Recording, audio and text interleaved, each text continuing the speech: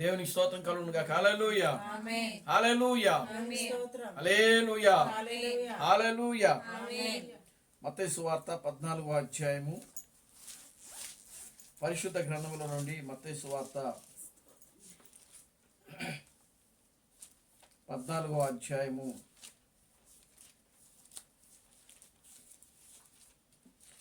23వ వచనం నుంచి మనం చదువుదాం.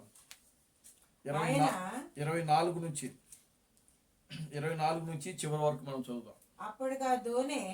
అప్పటికి ఆ దోణె దరికి దూరముగా ఉండగా గాలి ఎదురైనందున అలల వలన కొట్టబడుచుండెను.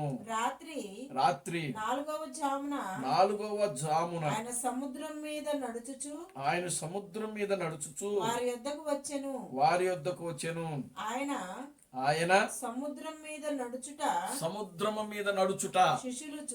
శిష్యులు చూచి తొందరపడి భూతమని చెప్పుకొని భయము చేత కేకలు వేసిరి. వెంటనే యేసు ధైర్యము తెచ్చుకునుడి, నేనే భయపడకూడని వారితో చెప్పగా పేతురు ప్రభువా, నీవే అయితే నీళ్ల మీద నడిచి నీ యొద్దకు వచ్చుటకు నాకు సెలవిమ్మని ఆయనతో అనేను.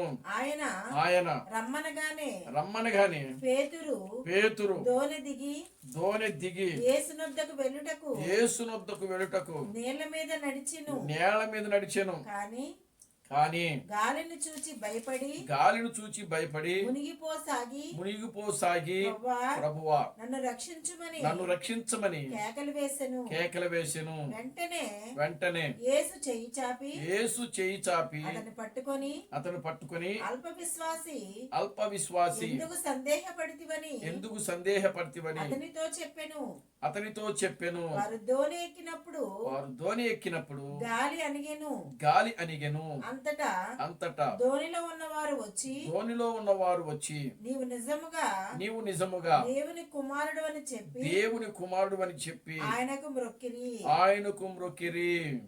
ప్రార్థన చేద్దాం. ఓ మమ్మలను మిక్కిలిగా ప్రేమించిన మా మంచి తండ్రి, జీవం గల దేవుడా, జీవాధిపతి, నిన్న నేడు నిరంతరము ఒకటే రీతిగా ఉన్న మా పరమ తండ్రి, నా ప్రభు అయిన అబ్రహాం క్రీస్తు, నీ పవిత్రమైన పాదాలకు వందనాలు, స్తుతులు, స్తోత్రములు ప్రభువానికి స్తుతులు, స్తోత్రములు చెల్లిస్తున్నాము నాయన. ఓ నిశ్చయముగా నా తండ్రి, నాయన అదిగో నా ప్రభువా, ఓ నాయన చదవబడిన వాక్య భాగమును మీరు ఆశీర్వదించండి, దీవించమని మీ సన్నిధిలో ప్రార్థిస్తున్నాను తండ్రి. నిశ్చయముగా నా ప్రభువా, ఈ సాయంకాల సమయంలో నాయన ఈ యొక్క వాక్యము ద్వారా మీరు మాతో మాట్లాడమని మీ సన్నిధిలో ప్రార్థిస్తున్నాను తండ్రి. నీ వాక్యములో రాయబడి ఉన్నది ప్రభువా, మనుష్యుడు రొట్టె వలన మాత్రమే జీవించడు గాని దేవుని నోట నుండి వచ్చు ప్రతి మాట వలన జీవించునని నీ వాక్యములో రాయబడింది.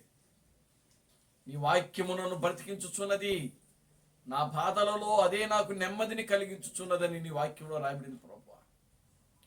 నీ వాక్యము నాయన నా పాదములకు దీపము, నా త్రోవలకు వెలుగునై ఉన్నదని నీ వాక్యములో రాయబడింది ప్రభువా. ఆనాడు ప్రభువా, నీవు 7 రొట్టెలు 2 చిన్న చేపలు తీసుకుని విరచి ఆశీర్వదించి ఓ నాయన 4,000 మందికి పంచిన దేవుడు ప్రభువా. అదేవిధంగా నా ప్రభువా, ఈ రాత్రి కాల సమయంలో ఓ నిత్య జీవపు ఆహారం కోసమై మేము ఎదురు చూస్తూ ఉండగా నా తండ్రి, ఆ నిత్య జీవపు మాటలైనటువంటి ఆ నిజమైన పస్కా ఆహారము వాక్యమునైనా మీరే విరచి వడ్డించమని మీ సన్నిధిలో ప్రార్థిస్తున్నాను తండ్రి.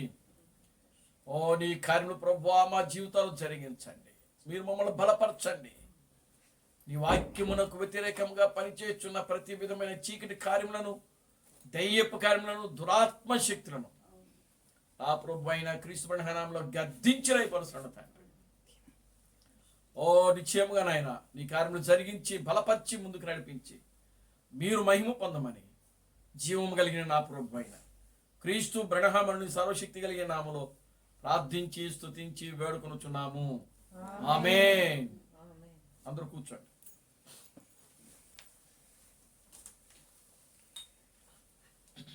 దేవుని స్తోత్రం కలుగుగా. హల్లెలూయా. ఆమేన్. హల్లెలూయా. హల్లెలూయా. హల్లెలూయా. మన ప్రభువును రక్షకుడును విమోచకుడైన ప్రభు అయిన క్రీస్తు బ్రహ్మనామంలో మీ అందరికీ నా వందనాలండి. అందరికీ వందనాలు. ఈ రాత్రికాల సమయంలో మరలా మనము మన యొక్క సహోదరి పద్మాశిష్టి గారి గృహంలో చేరి ఈ రీతిగా దేవుని స్తుతించడానికి, దేవుని గణపరచడానికి, ఆయన నామమును మహిమపరచడానికి దేవుడు మనకు ఒక గొప్ప మంచి సమయాన్ని అనుగ్రహించాడు. దేవుని స్తోత్రం కలుగుగా. హల్లెలూయా. ఆమేన్. హల్లెలూయా.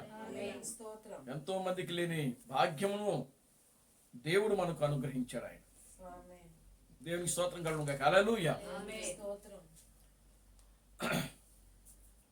ఈ దినమును చూడాలని అనేక మంది బిడ్డలు ఆశపడ్డారు, కానీ ప్రియులారా దేవుడు వారికి అవకాశం ఇవ్వలేదు. అనేక మంది మరణించారు. అనేక మంది బలహీనతలతో, రోగములతో హాస్పిటల్లో ఉంటున్నారు. అనేక మంది ప్రియులారా నిర్జీవం లేని స్థితిలో కోమాలో ఉంటున్నారు.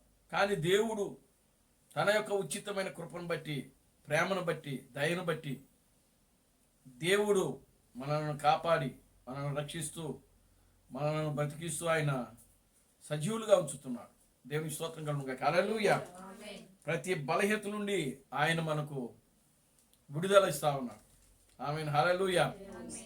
ఈ చివరి కాలంలో దేవుడు పెండ్లి కుమార్తెకి ఇచ్చినటువంటి వాగ్దానము చాలా గొప్ప వాగ్దానమైనది. ఆమేన్. హల్లెలూయా. మారని వాగ్దానం. దేవుని స్తోత్రం కలుగుగా. హల్లెలూయా. ఆయన వాగ్దానాలు మారనటువంటి వాగ్దానాలు అవి. దేవుడు ఒక్కసారి కానీ వాగ్దానం చేస్తే ఏ మనిషికైనా సరే ప్రియులరా ఆ వాగ్దానాన్ని ఎప్పటికీ మరలా ఆయన వెనక్కి తీసుకోడు. అది దేవునిలో ఉన్నటువంటి గొప్పతనం. దేవుని స్తోత్రం కలుగుగా. హల్లెలూయా. ఆమేన్. హల్లెలూయా. నువ్వు అబద్ధాలు ఆడొచ్చు, మోసం చేయొచ్చు, లేకపోతే ఇంకా ఏదైనా చేయొచ్చు, కానీ దేవుడు ఒక్కసారి కానీ నీతో మాట్లాడి వాగ్దానం చేశాడు అనుకోండి, ఆ వాగ్దానాన్ని దేవుడు ఎన్నడూ కూడా మళ్ళా వెనక్కి తీసుకోడు ఆయన. దేవుని స్తోత్రం కలుగుగా. హల్లెలూయా. చూడండి, దావీదుతో దేవుడు ఒక చిన్న వాగ్దానం చేశాడు. ఏమిటంటే ఆయన దావీదుతో చేసిన వాగ్దానం ఏంటంటే, ఇదిగో నీతో ఈ యొక్క సింహాసనాన్ని స్థిరపరుస్తానని చెప్పాడు ఆయన. దేవుని స్తోత్రం కలుగుగా. హల్లెలూయా. దేవుడు దావీదుకి ఇచ్చిన వాగ్దానం ఏంటి? నీతో నేను నా యొక్క సింహాసనాన్ని స్థిరపరుస్తానని చెప్పినాడు ఆయన. దేవుని స్తోత్రం కలుగుగా. హల్లెలూయా. ఆ వాగ్దానము ప్రియులారా గమనించండి, దావీదు ఎన్ని తప్పులు చేసినా దాని మళ్ళా దేవుడు వెనక్కి తీసుకోలేదు.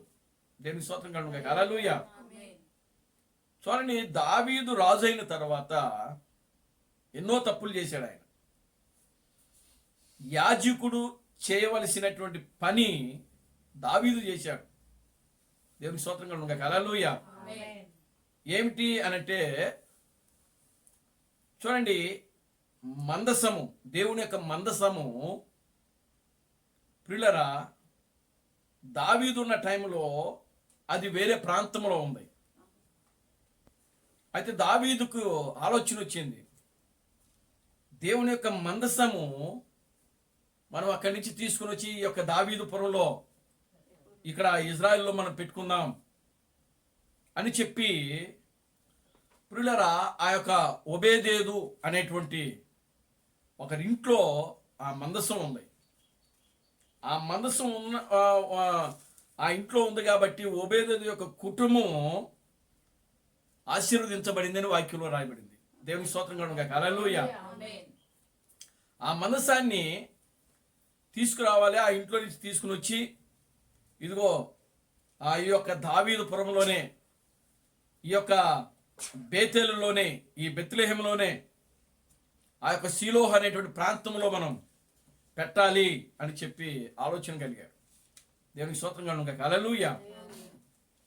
ప్రియులారా గమనించండి, అప్పుడు దావీదు ఏం చేసినాడంటే ఆ మందసాన్ని యాజకుడితో సంప్రదించకుండగా, ప్రవక్తతో సంప్రదించకుండగా, దేవుని చిత్తం ఏమిటో, దేవుని ఆలోచన ఏమిటో, దేవుని ఉద్దేశం ఏమిటో ప్రియులారా తెలుసుకోకుండా తన సొంత ఆలోచనతో, సొంత తలంపుతో ఆ మందసాన్ని ఏం చేశాడంటే ఒక కొత్త బండి తయారు చేపించి, కొత్త తాళ్ళు తయారు చేపించి ఆ బండి మీద ఆ మందసాన్ని తీసుకుని వస్తా ఉన్నాడు.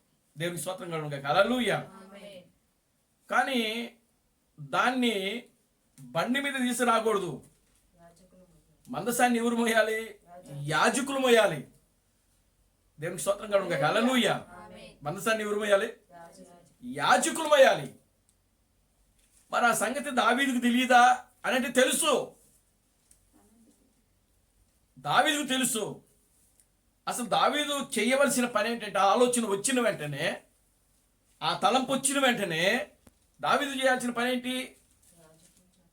ప్రియులారా, ఆయనున్న సమయంలో ఏ ప్రవక్త అయితే ఉన్నాడో, దావీదు ఉన్న సమయంలో ఏ ప్రవక్త అయితే ఉన్నాడో ఆ ప్రవక్తను సంప్రదించాలి. అది ఆయన చేయాల్సిన పని. దావీదు రాజు అయితే అయ్యి ఉండొచ్చు, దావీదు రాజు అయితే అయ్యి ఉండొచ్చు. మరి దావీదు రాజు అయి ఉన్నప్పుడు, నేను రాజును కదా, నేనేది చేసినా చలామణి అయిపోద్ది, నేనే పని చేసినా సరిపోయిద్దిలే అనుకుంటే కుదరదు. ఇక్కడ దావీదు కంటూ దేవుడు ఒక ప్రవక్తని నియమించాడు.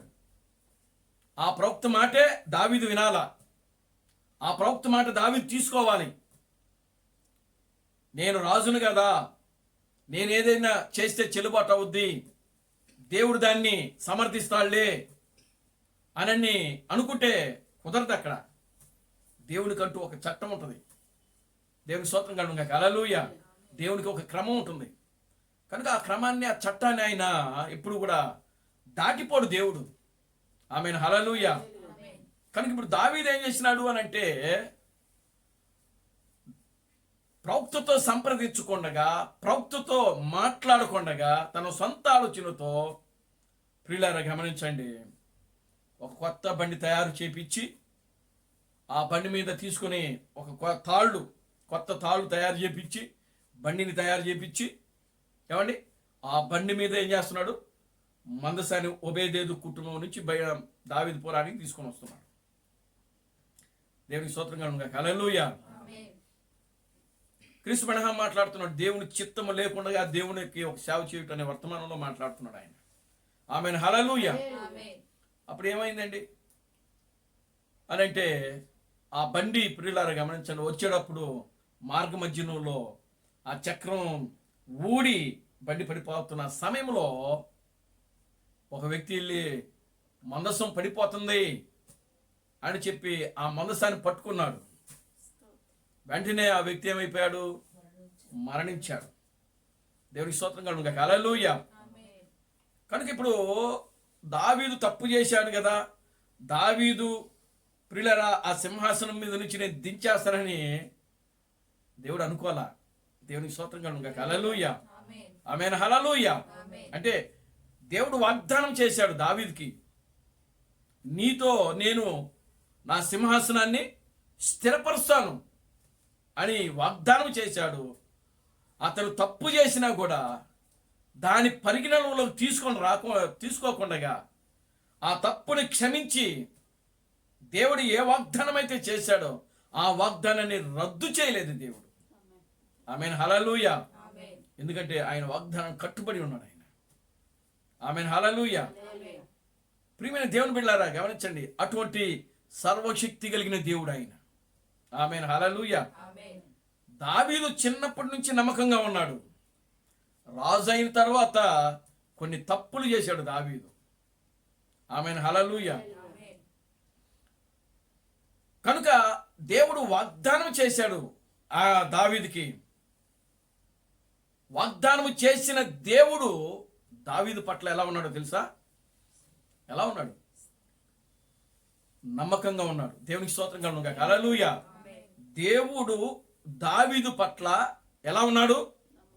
నమ్మకంగా ఉన్నాడు. దేవుడే నమ్మకంగా ఉన్నాడు. ఇక్కడ దావీదు కాదు నమ్మకంగా ఉంది.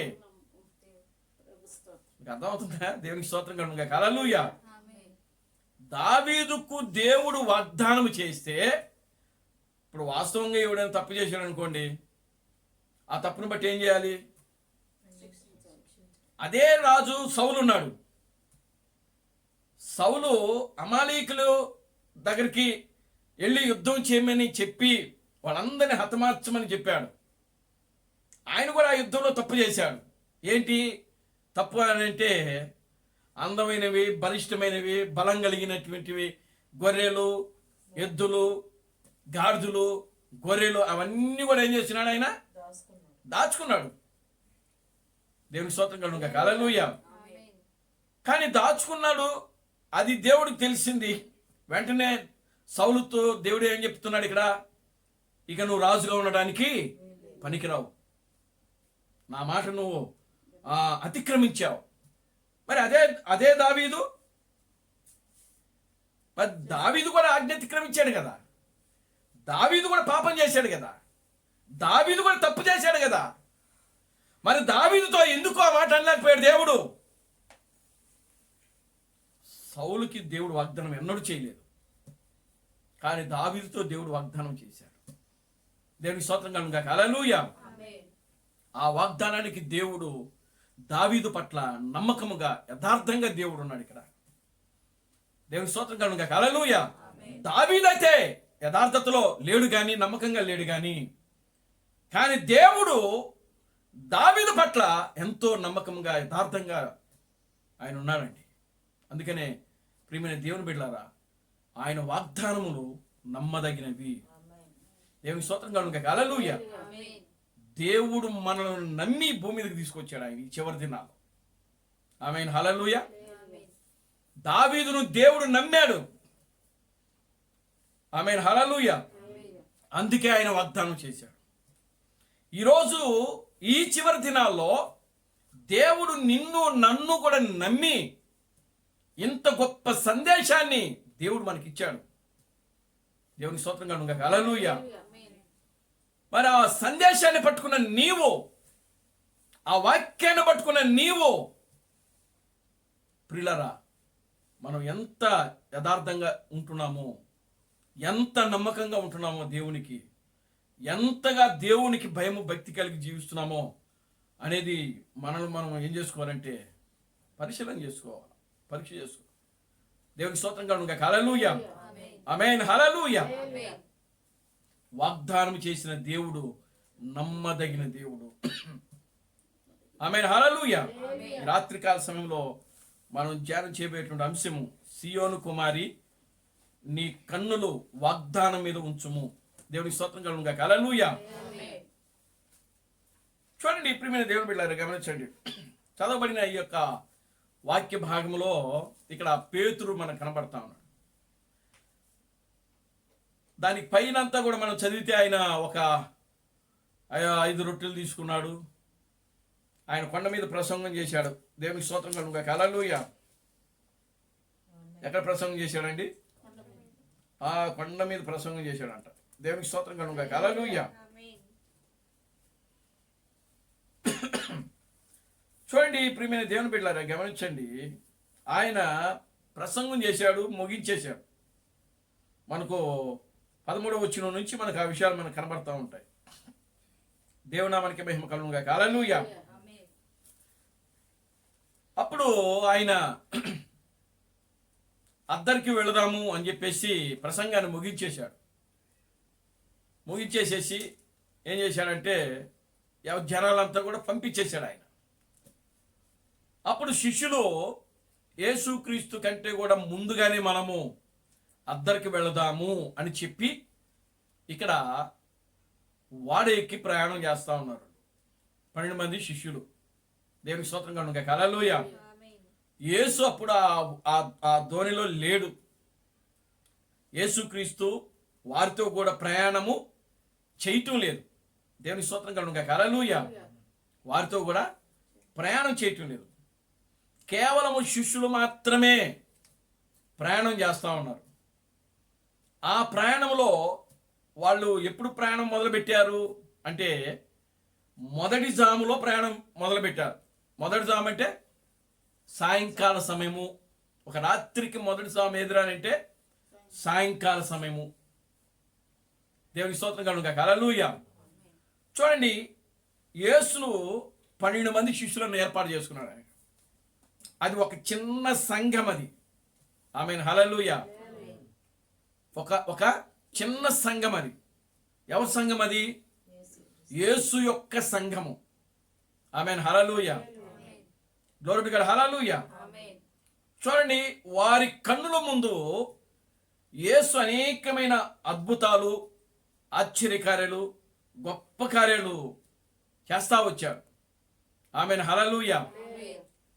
కుంటోడికి కాళ్ళు ఇచ్చాడు, గుడ్డోడికి చూపిస్తున్నాడు, కుష్ఠరోగులు స్వస్థపరుస్తున్నాడు, చనిపోయిన వారిని కూడా నడిపిస్తున్నాడు ఆయన. ఆమేన్. హల్లెలూయా.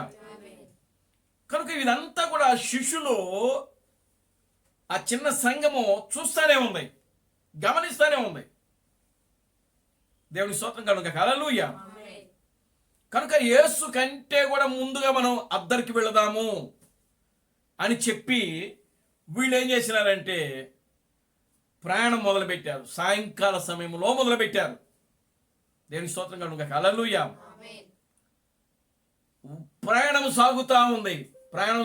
ఎక్కడ జరుగుతుంది ప్రయాణము? సముద్రం మీద.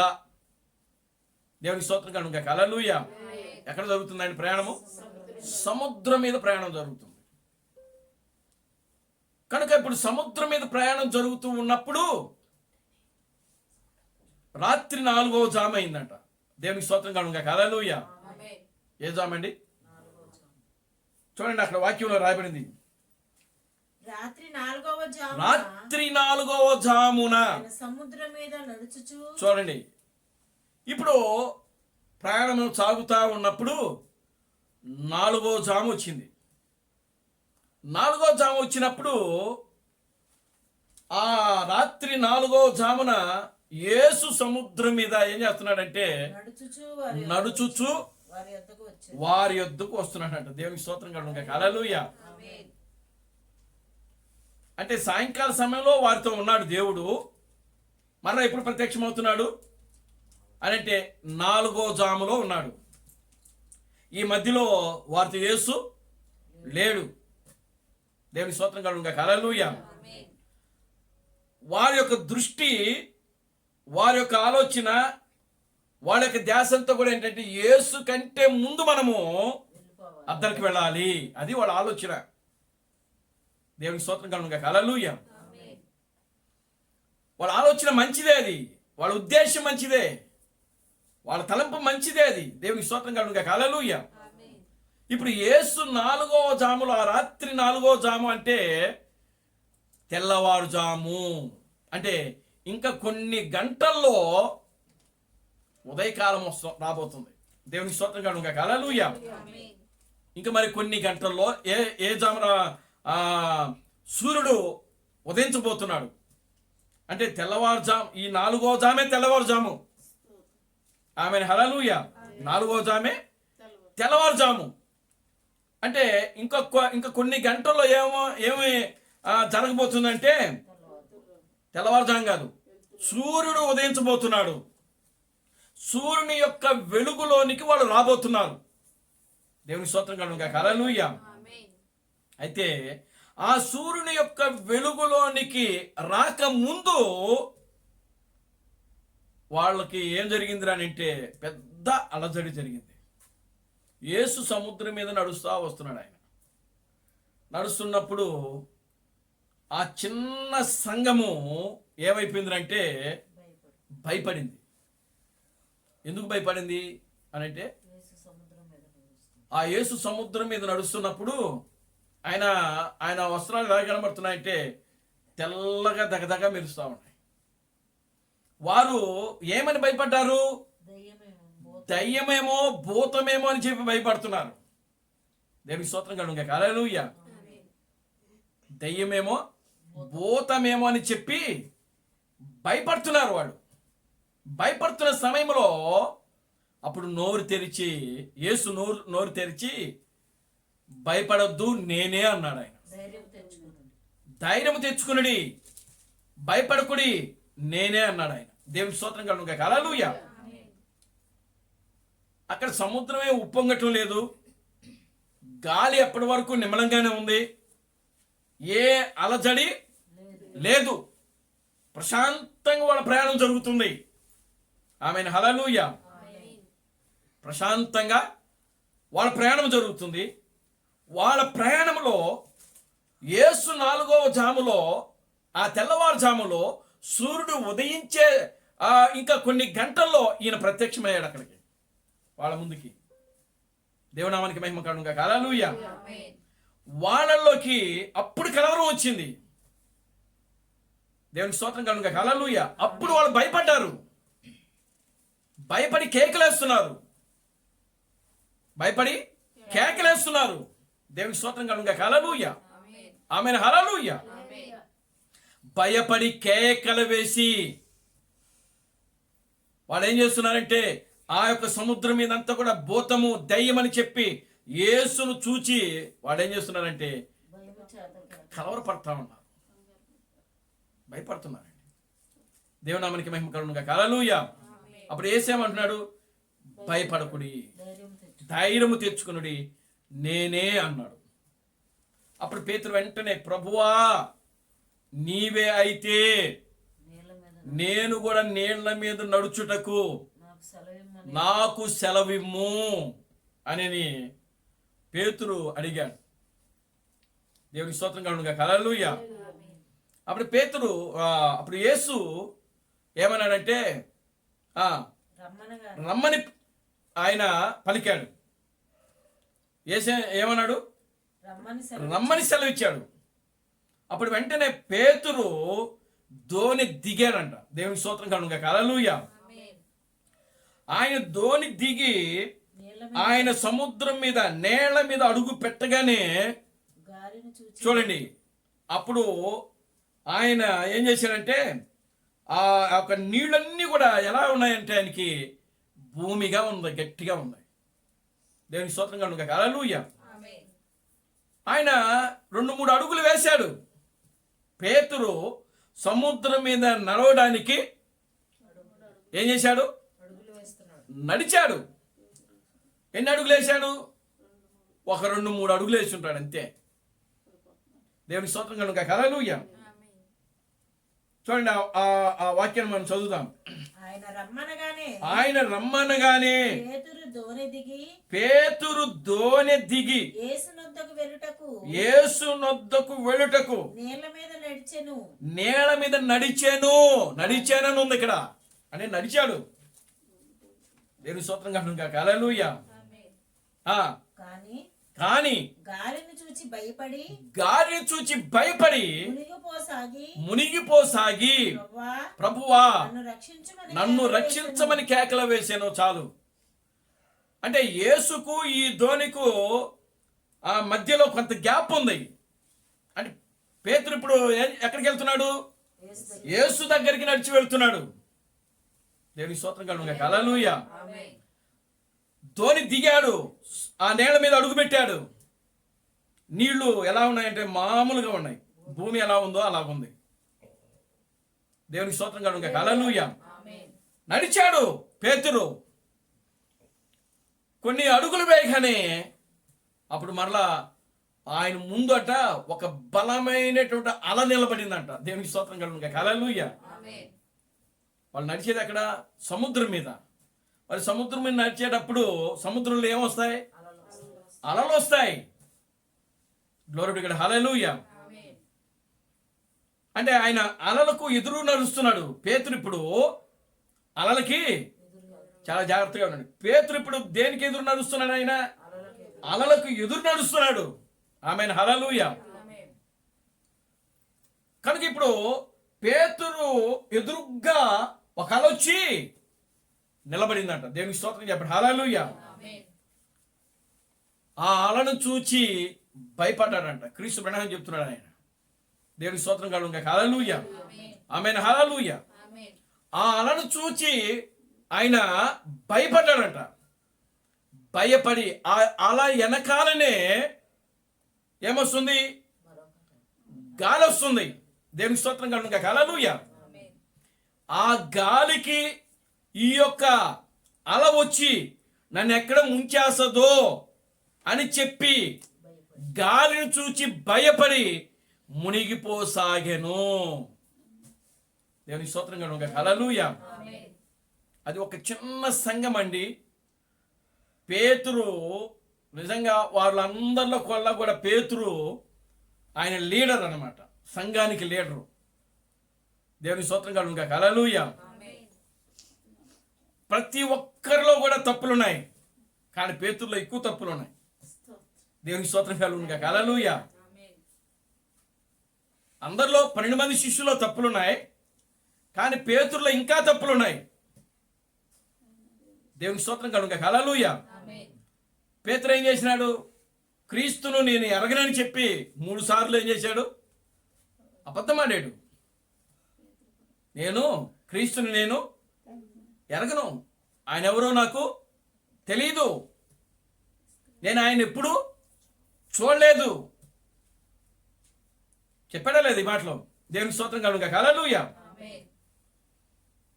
3 సార్లు క్రీస్తుని నేను ఎరగనని అబద్ధం చెప్పాడు. దేవునికి స్తోత్రం కలుగును. హల్లెలూయా. చూడండి ప్రియమైన దేవుని బిడ్డలారా, ఇప్పుడు మరలా ఏం చేస్తున్నాడు ఇక్కడ? గాలిని చూచి భయపడ్డాడంట. అంటే అప్పటి వరకు పేతురు యొక్క జీవితంలో ఒక పరిపూర్ణత అనేది లేదు. దేవునికి స్తోత్రం కలుగును. హల్లెలూయా.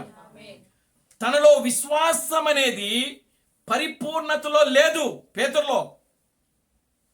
ఏదో తాత్కాలికంగా ఆయన పిలిచాడు, చక్కగా 5 రొట్టెలు 5,000 మందికి పంచాడు, 12 గంపలు ఎత్తాడు. చాలా అద్భుతం. దేవునికి స్తోత్రం కలుగును. హల్లెలూయా. 7 రొట్టెలు తీసుకున్నాడు, 4,000 మందికి పంచాడు. చాలా అద్భుతం. ఈ విధంగానే పేతురు యేసును వెంబడిస్తున్నాడు. కానీ నిజంగా పేతురులో ఆ జరుగుతున్నటువంటి కార్యాలను బట్టి ఆయనలో ఉన్నటువంటి విశ్వాసము ఏం చేయాలి? అంతకంతకు అది స్థిరపరచబడాలి. కానీ పేతురులో అలా రావట్లా.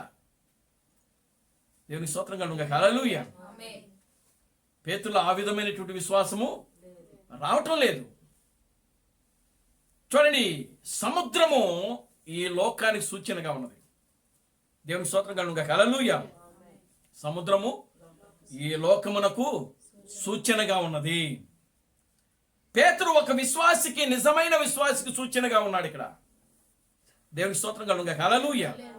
పేతురు ఒక నిజమైనటువంటి విశ్వాసికి సూచనగా ఉన్నాడు. కానీ ప్రియులారా, అతని విశ్వాసంలో ఎక్కడో ఏదో లోటు కనబడతానే ఉంది. దేవునికి స్తోత్రం కలుగును. హల్లెలూయా.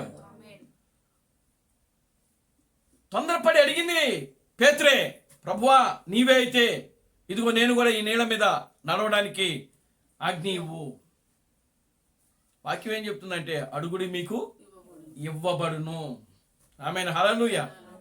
ఈవిడు పేతురు అడిగాడు, ఇదిగో నడిచిరా పేతురు అని చెప్పాడు. దేవునామానికి మహిమ కలుగును. హల్లెలూయా. అతను యేసు వైపు చూచినంతసేపు బాగానే నడిచాడు. ఆయన ఆ దినమునకు, ఆ గడియకు ఏ వర్తమానం అయితే ఉన్నదో ఆ వర్తమానం వైపు చూచినంతసేపు, దేవునికి స్తోత్రం కలుగును. హల్లెలూయా. ఆ వర్తమానం వైపు చూచినంతసేపు పేతురు యొక్క నడక బాగానే జరిగింది. కానీ ఎప్పుడైతే ఆయన యొక్క ఆ చూపు, ఆయన యొక్క దృష్టి ప్రియులారా యేసు వైపు మీద లేకుండగా, ఎప్పుడైతే ఆ యొక్క యేసు వెనకాల ఏముంది? అలుంది. యేసు వెనకాల ఒక అలుంది. ఆ అల వెనకాల ఏమొస్తుందంటే గాలి వస్తా ఉన్నది. పేతురు యొక్క దృష్టి ఆయన కళ్ళ ముందున్నటువంటి వాగ్దానం మీద లేదు. దేవుని స్తోత్రం కనుక హల్లెలూయా. దేవుడు పేతురుకు వాగ్దానం చేశాడు, పేతురు నడు రా. దేవుని స్తోత్రం కనుక హల్లెలూయా. నువ్వు నడిచిరా అని పేతుర్ని దేవుడు వాగ్దానం ఇస్తే ఆ వాగ్దానం మీద పేతురు దృష్టి పెట్టుకుండగా, ఆ వాగ్దానం మీద తన యొక్క ధ్యాస ఉంచుకుండగా, ఆ వాగ్దానం మీద తన మనస్సు పెట్టుకుండగా, ప్రియులరా, యేసు వెనకాల ఉన్నటువంటి సముద్రం మీద చూడండి, యేసు వెనకాల ఉన్నటువంటి ఆ యొక్క అల మీద, ఆ అల వెనకాల ఉన్నటువంటి చూడండి ఆ గాలి మీద మనసు పెట్టాడు. ఆ రెండుటికంటే ముందు ఎవరున్నారు? దేవుడు. ఆయనకు వాగ్దానం ఇచ్చినటువంటి దేవుడు ఉన్నాడు. దేవునికి స్తోత్రం చెప్పండి. హల్లెలూయా. నీ దృష్టి ఎవరి మీద పెట్టాలి? ముందున్న వాడి మీద, లేకపోతే వెనకాల ఉన్న వాళ్ళ మీద? ముందున్న వాటి మీద. దేవునికి స్తోత్రం కలుగుగా. హల్లెలూయా. పేతురు ఇప్పుడు ప్రియమైన దేవుని బిడ్డలారా, తన దృష్టి, తన మనస్సు, తన ఆలోచన వాగ్దానం మీద లేదు. దేవుడు ఎంత శక్తి సామర్థ్యం పేతురుకి ఇచ్చాడంటే, ఆ శక్తి సామర్థ్యం మీద తన యొక్క మనస్సును ఆయన తప్పుకున్నాడు. ఆయన దేవునికి స్తోత్రం కలుగుగా. హల్లెలూయా. తన మనస్సు, తన దృష్టి అంతా కూడా ఏమైపోయింది? ఎవరి మీదకి వెళ్ళిపోయింది? యేసు వెనకాల ఉన్నటువంటి ఒక పెద్ద అల అంటే ఒక సమస్య, ఒక శోధన. అక్కడ పేతురు జీవితంలో ఒక అల వచ్చింది. అక్కడ దేవునికి స్తోత్రం కలుగుగా. హల్లెలూయా. పేతురు ఒక నిజమైన విశ్వాసే. వాస్తవంగా పేతురు నిజమైన విశ్వాసే.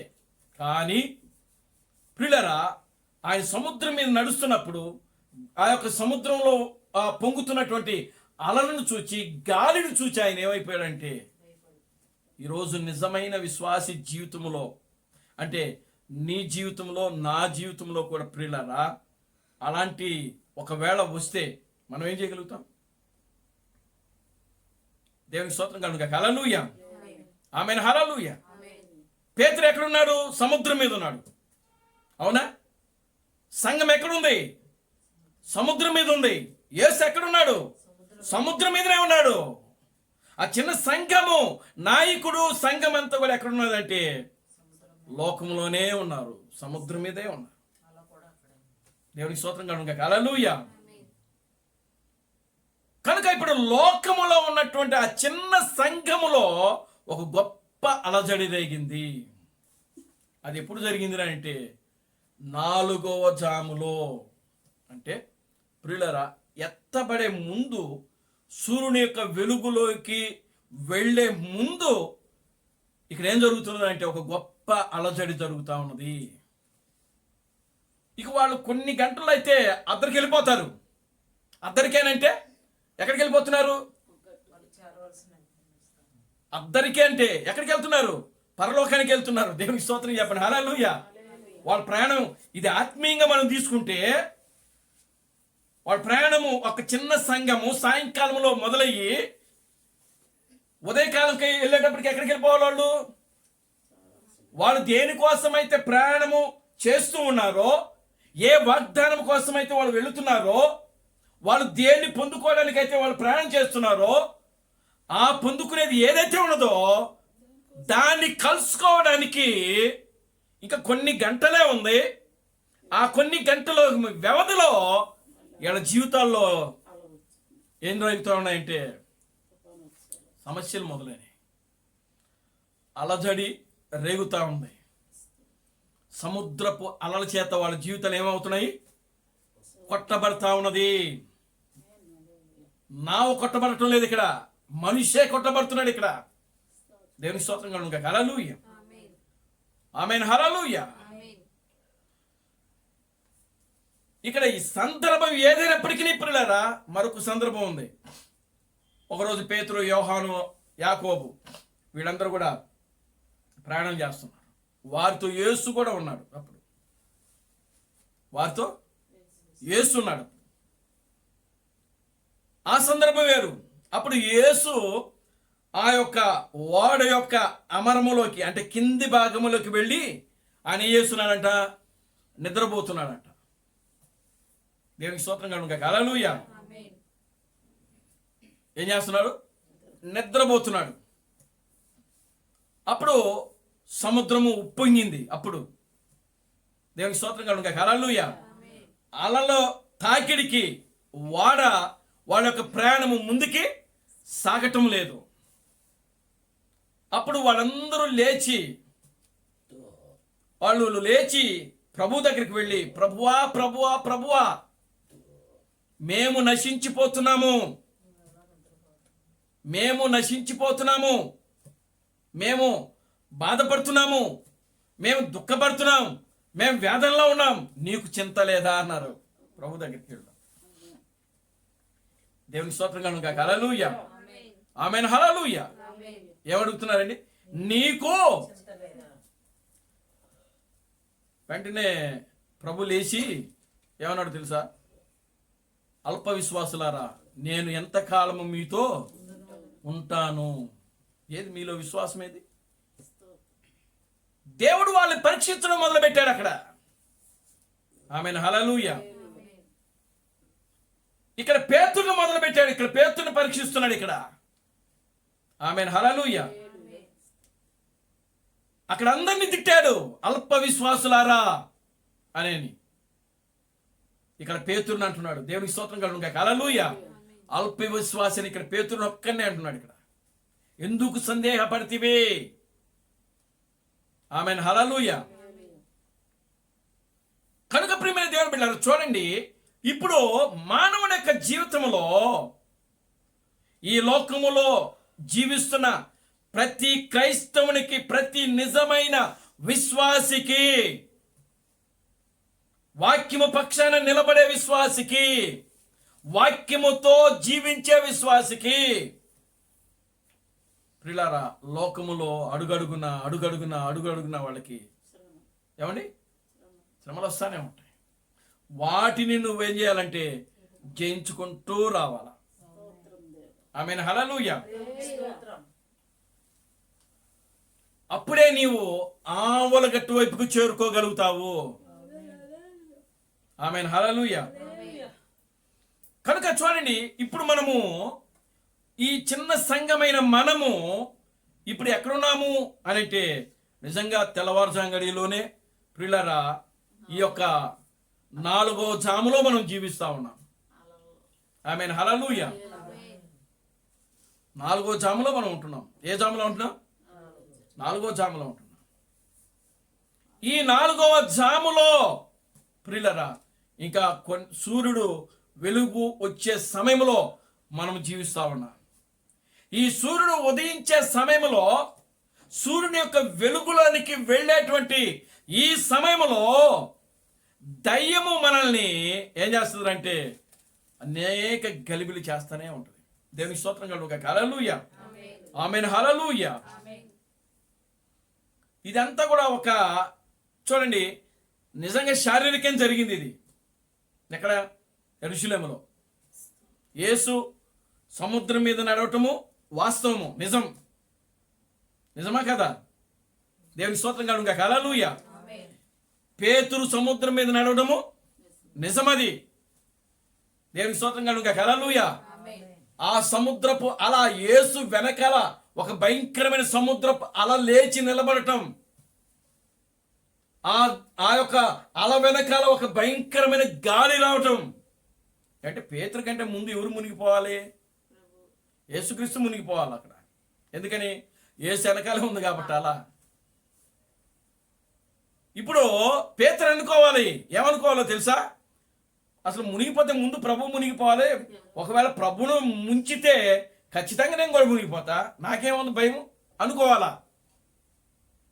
దేవునికి స్తోత్రం కలుగును గాక. హల్లెలూయా. అవును, అంతేనా? లాజిక్ అదే అక్కడ, ఇంక వేరే లాజిక్ లేదు అక్కడ. పేతురు ఒక ఆలోచన ఎలా రావాలి అని అంటే, పేతురు ముందు ఎవరున్నారు? యేసు ఉన్నాడు, వాక్యం ఉంది. ఆమేన్. హల్లెలూయా. యేసు ఏమై ఉన్నాడు? వాక్యమై ఉన్నాడు. వాక్యం అని పెట్టండి అక్కడ. అంటే ఆ కాలానికి సంబంధించిన వాగ్దానపు వాక్యం ఎవరు? యేసే. పేతురు ముందు వాక్యం ఉంది, వాగ్దానం ఉంది. ఇప్పుడు పేతురు చూడాల్సింది ఎవరిని? వాగ్దానాన్ని. ఆ కాలానికి, ఆ సమయానికి దేవుని చేత వాగ్దానం చేయబడినది. వాగ్దానం ఏదైతే ఉన్నదో ఆ వాగ్దానం వెనకాల ఏముంది అని అంటే అపవాదం ఉంది. ఆమేన్, హల్లెలూయా. ఇప్పుడు అపవాది చూడండి, అపవాది కొడితే ముందు ఎవరు కొట్టాలి అని అంటే వాక్యాన్ని కొట్టి వాక్యాన్ని దాటి విశ్వాసి దగ్గరికి రావాలా. దేవుని స్తోత్రం కలుగునుగా. హల్లెలూయా. అంతేనా? దేవుని నామానికి మహిమ కలుగునుగా. హల్లెలూయా. ఇప్పుడు పేతురు ఆ వాగ్దానం మీద కన్నులు లేవు. ఆ దృష్టి ఆ యొక్క దాని మీద లేదు. ఎవరు దేని మీదకి వెళ్ళింది? ఆ వాగ్దానం వెనకాల ఉన్నటువంటి సాతాను మీదకి, అపవాదం మీదకి వెళ్ళింది. నేను మునిగిపోతానేమో. దేవునికి స్తోత్రం కలుగునుగా. హల్లెలూయా. ఆమేన్, హల్లెలూయా. ఆయన దృష్టి, ఆయన ధ్యాస అంతా కూడా ప్రియులారా ఆయన ముందున్నటువంటి వాగ్దానం మీద లేదు. దేవుడు ఏ వాగ్దానం అయితే చేశాడో ఆ వాగ్దానం మీద లేదు. నడిచిరమని వాగ్దానం చేశాడు. రా, వచ్చి కలుసుకోరని అన్నాడు ఆయన. కానీ భయపడ్డాడు. దేవుని స్తోత్రం కలుగునుగా. హల్లెలూయా. ఆమేన్, హల్లెలూయా. కనుక ప్రియమైన దేవుని బిడ్డలారా చూడండి, ఇదంతా కూడా ఒక శారీరకంగా నిజముగా జరిగినటువంటి ఒక యథార్థమైనటువంటి సంఘటన ఇది. ఆమేన్, హల్లెలూయా. మరి దీన్ని ఆత్మీయంగా చూసుకోవాలి మనం. ఆత్మీయంగా అంటే ఈ లోకంలో ప్రియులారా గమనించండి, వాక్యములో మనం నడుస్తున్నప్పుడు మన జీవితంలో వచ్చేటువంటి సమస్యలు, ఏదైనా ఆర్థిక సమస్యలు కావచ్చు, లేదా కుటుంబ సమస్యలు కావచ్చు, లేకపోతే బలహీనతలు కావచ్చు, రోగాలు కావచ్చు, ఏమండి, ఏదైనా సరే అది ఎలా ఉంది అని అంటే ఒక అలతో దేవుడు దాన్ని పోలుస్తా ఉన్నాడు ఇక్కడ. అది దాన్ని దేంతో పోలుస్తున్నాడంటే అపవాదితో, దయ్యముతో పోలుస్తా ఉన్నాడు. ఆమేన్, హల్లెలూయా. చూడండి, క్రీస్తు బ్రహ్మ ఉన్నాడు అనుకోండి. క్రీస్తు బ్రహ్మము ఆయన ఈ లోకమైనటువంటి పొలములో ఆయన నడుస్తూ ఉన్నాడు. ఆయన ఆమేన్, హల్లెలూయా. ఈ లోకం అనేటువంటి పొలములో దేవుని యొక్క మొట్టమొదటి విశ్వాసిగా ఆయన జీవిస్తూ ఉన్నాడు. దేవునికి స్తోత్రం కలుగునుగా. హల్లెలూయా. మరి ఈ లోకం అనేటువంటి పొలములో దేవుని యొక్క మొట్టమొదటి విశ్వాసిగా ఆయన నడుస్తున్నప్పుడు మరి ఆయన ముందు ఒక వాగ్దానం ఉంది. దేవునికి స్తోత్రం కలుగునుగా. హల్లెలూయా. ఆయనకు ముందు ఒక వాగ్దానం ఉంది. మరి ఇప్పుడు ఆ వాగ్దానం మీద ఆయన దృష్టి పెట్టాడు. మరి అదే ఇప్పుడు పేతురు ముందు ఏ విధంగా అయితే దేవుడు నిలబడి వాగ్దానం నిలబడి ఉందో, ఇప్పుడు క్రీస్తు బ్రహ్మ యొక్క ముందు కూడా ఏముంది? వాగ్దానం ఉంది. దేవునామానికి మహిమ కలుగునుగా. హల్లెలూయా. ఏమిటా వాగ్దానము? క్రీస్తు బ్రహ్మకు ఇచ్చిన వాగ్దానం ఏంటంటే, నీవు ఇదిగో ఈ లోకానికి దేవుడుగాను, రాజుగాను, ప్రభువుగాను నీవు ఉండబోతున్నావు. ఇది దేవుని యొక్క వాగ్దానము. దేవుని స్తోత్రం కలుగునుగా. హల్లెలూయా. దేవుడు ఆయన ఈ లోకం అనేటువంటి పొలములో దేవుని యొక్క నివాస స్థలముగా, మొట్టమొదటి గోధుమ గింజగా ప్రభు అయిన క్రీస్తు బ్రహ్మ ఈ లోకానికి వచ్చాడు. ఆయన గ్లోరీ టు గాడ్. హల్లెలూయా. ఇప్పుడు ఆయన ముందు ఒక వాగ్దానం ఉంది. ఏంటి ఆ వాగ్దానము అంటే, నీవే రాజులకు రాజు, ప్రభువులకు ప్రభువు, నీవే ఈ లోకానికి క్రీస్తుగా దేవుడుగా ఉండబోతున్నావు అని దేవుడు ఆయన అనాథ సంకల్పము చొప్పున, ఆయన ప్రణాళిక చొప్పున ఆ వాగ్దానాన్ని తీసుకుని వచ్చి ఆయన ముందు పెట్టాడు. ఆయన మరి ఈ లోకం అనేటువంటి పొలములో సముద్రము, ఈ లోకము దేంతో పోల్చబడింది? సముద్రము. దేవునికి స్తోత్రం కలుగునుగా. హల్లెలూయా. ప్రకటన గ్రంథంలో మనం చూస్తాం కదా, ఆయన భూమి మీద ఒక పాదము, సముద్రం మీద ఒక పాదము. యేసు అప్పుడు సముద్రం మీద నడిచాడు. దేవునికి స్తోత్రం కలుగునుగా. హల్లెలూయా. అంటే సముద్రం మీద నడిచాడంటే సముద్రం ఆయన ఏమి చేయలేకపోయింది. ఆమేన్, హల్లెలూయా. యేసును సముద్రము ఏమి చేయలేకపోయింది. సముద్రమే కదా, అలలు ఏమి చేయలేకపోయాయి, గాలి ఆయన ఏమి చేయలేకపోయింది. ఆమేన్. ఎందుకనంటే వాటిని సృష్టించినటువంటి సృష్టికర్త ఆయనే కాబట్టి. దేవునికి స్తోత్రం. ఆమేన్, హల్లెలూయా. కనుక ఆయన సముద్రం మీద నడుస్తున్నప్పుడు సముద్రము ఆయనకు స్వాగతం పలికింది. ఆమేన్. సముద్రపు అలలు ఆయనకి దారిచ్చాయి. ఆమేన్. ఆమేన్, హల్లెలూయా. కనుక ప్రియమైన దేవుని బిడ్డలారా, చూడండి, ఇప్పుడు అదే క్రీస్తు మరలా తన యొక్క రెండవ రాకడలో ఈ లోకం అనేటువంటి పొలములో అడుగుపెట్టినప్పుడు క్రైస్తవ పొలము అనేటువంటి ఈ లోకములో ఆయన అడుగుపెట్టాడు. ఆయన దేవునికి స్తోత్రం కలుగుగా. హల్లెలూయా. ఈ క్రైస్తవ ప్రపంచాన్ని సముద్రంతో పోలుస్తున్నాడు దేవుడు ఇక్కడ. ఆమేన్, హల్లెలూయా. కనుక ఇప్పుడు చూడండి, ఈ ప్రపంచమైనటువంటి ఈ సముద్రము, ఈరోజు క్రైస్తవులంతా కూడా ఎలా ఉన్నారు? లోకంలో సముద్రంలాగా ఉన్నారు. ప్రపంచములో క్రైస్తవ జనాభా ఎక్కువ. ఆమేన్, హల్లెలూయా. లెక్కల ప్రకారం అంతే కదా. అన్ని మతాల కంటే కూడా ఏ మతం ఉంది ఎక్కువగా ప్రపంచంలో? క్రైస్తవ మతం ఉంది. వాస్తవంగా దీన్ని మతం అని మనం అనకూడదు, ఇది ఒక మార్గము. అంటే క్రీస్తును అనుసరించేటువంటి ప్రజలు ఎక్కువగా ఉన్నారు అని చెప్పాలి మనం. క్రైస్తవ మతం కింద దీన్ని చెప్పకూడదు మనం. దేవునికి స్తోత్రం కలుగుగాక. హల్లెలూయా. కనుక ప్రియులారా, ఈ ప్రపంచములో జనాభా ఎవరు ఎక్కువగా ఉన్నారు అని అంటే క్రైస్తవ జనాభా ఎక్కువ ఉన్నారు. కనుక ఈ క్రైస్తవ జనాభాలో ప్రియులారా, నిజమైన విశ్వాసిగా, నిజమైనటువంటి ఒక విశ్వాసిగా అడుగుపెట్టాడు క్రీస్తు బ్రహ్మము. దేవునికి స్తోత్రం కలుగుగాక. హల్లెలూయా. ఆమేన్, హల్లెలూయా. ఆయన సన్సెట్ పర్వతం మీదకి వెళ్ళినప్పుడు 7 దూతలు ఆయన కలుసుకున్నారు. ఆ 7 దూతలు ఏం చేసినారంటే ఆయనకు వాగ్దానం చేశారు. దేవుని యొక్క ప్రణాళిక అంతా కూడా ఎవరికి తెలుసు?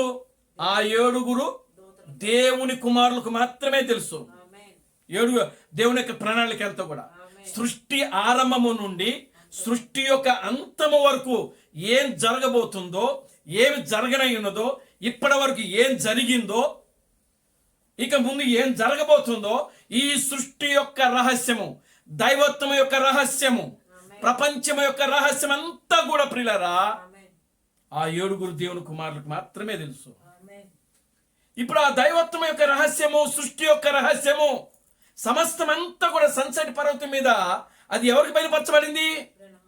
ప్రభు అయిన క్రీస్తు బ్రహ్మముకు అది తెలియజేయబడింది. దేవునికి స్తోత్రం. ఆమేన్, హల్లెలూయా. హల్లెలూయా. అప్పుడు ఆయన ఈ లోకంలో ఎన్ని శ్రమలు వచ్చినా, ఎన్ని కష్టాలు వచ్చినా ప్రియులారా, వాటిని అనుభవించుటకు ఆయన సిద్ధపడ్డాడు. ఆమేన్. దేవుని స్తోత్రం కలుగుగాక. హల్లెలూయా. ఆమేన్, హల్లెలూయా. ఆమేన్. తాను ఏదైతే ప్రేమించాడో ఆ ప్రేమించిన ప్రతీది కూడా ఆయన దగ్గర నుంచి ఏమేమైందంటే తీసివేయబడింది. ఆమేన్.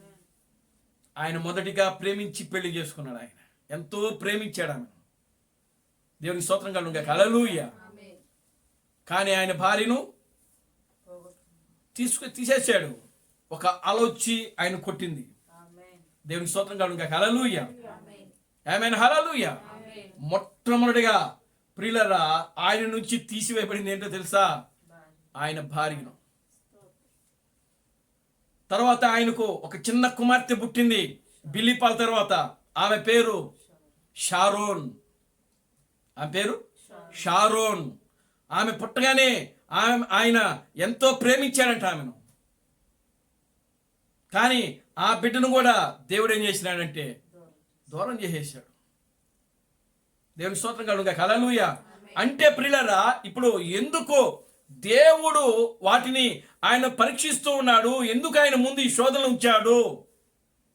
ఎందుకు దానికి దేవుడు అనుమతించాడు అని అంటే ప్రియులారా, చూడండి, ఆయనను ఒక సంపూర్ణమైనటువంటి విశ్వాసిగా తీర్చిదిద్దుటకు, ఒక సంపూర్ణమైనటువంటి వ్యక్తిగా, ఒక పరిపూర్ణమైన వ్యక్తిగా,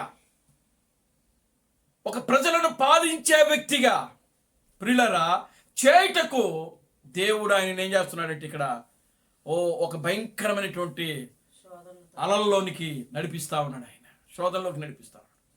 అలానగా శోధన ఆమేన్. హల్లెలూయా.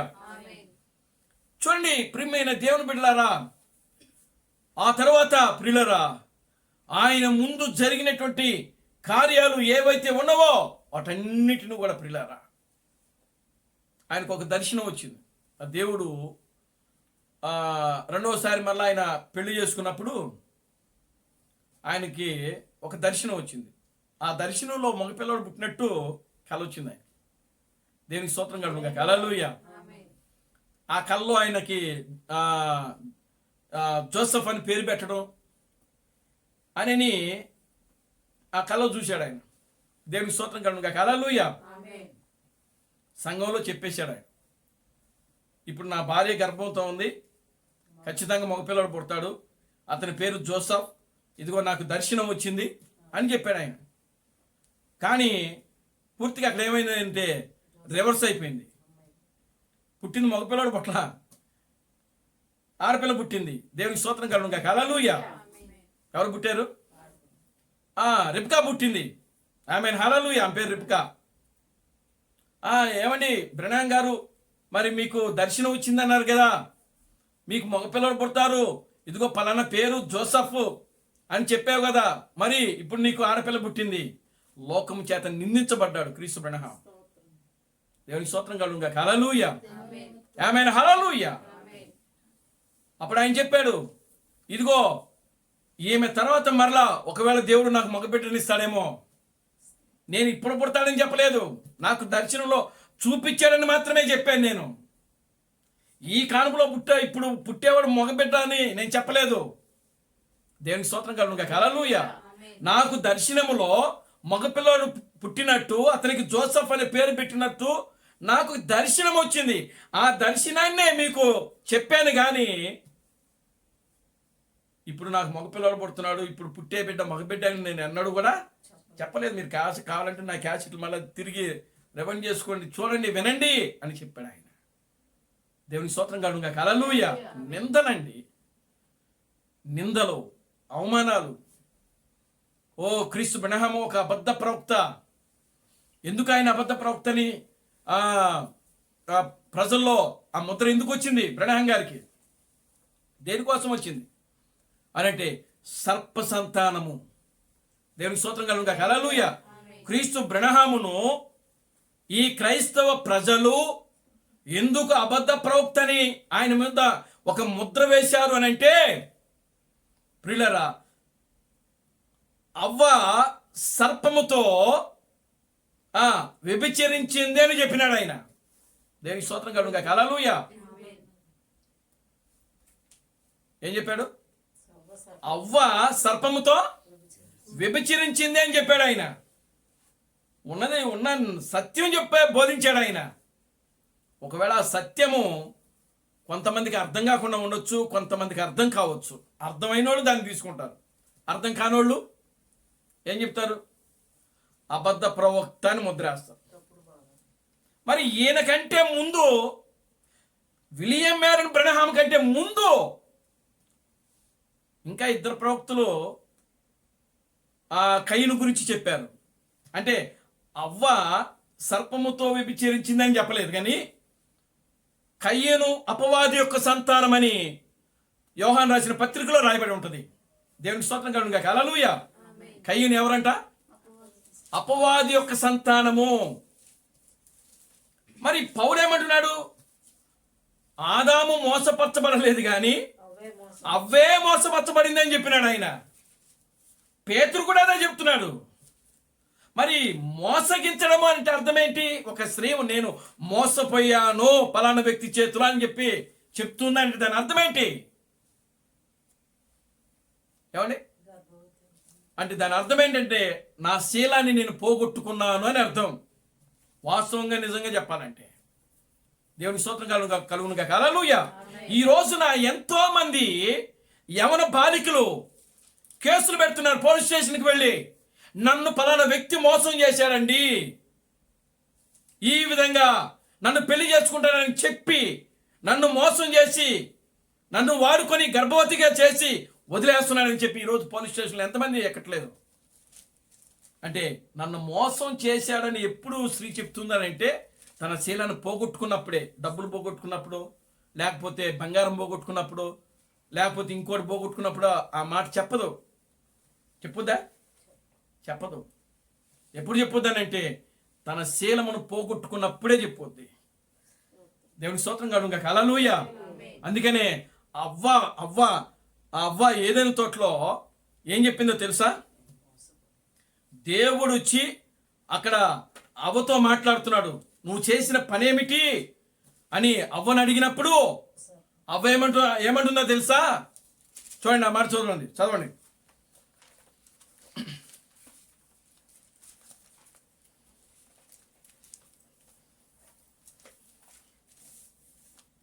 మూడో అధ్యాయం.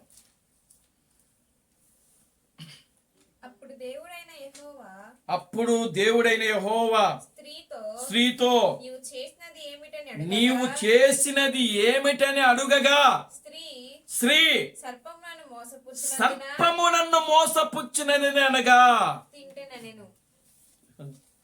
ఏం చేసిందండి సర్పము? ఎవరిని మోసం చేసింది? కాయలు తినమని చెప్పడం మోసమా? అది మోసం అండి.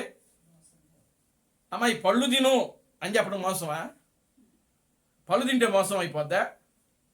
ఏమండి, ఆ మాత్రం ఇంకిత జ్ఞానం ఉండదు క్రైస్తవ ప్రపంచానికి ఈరోజు?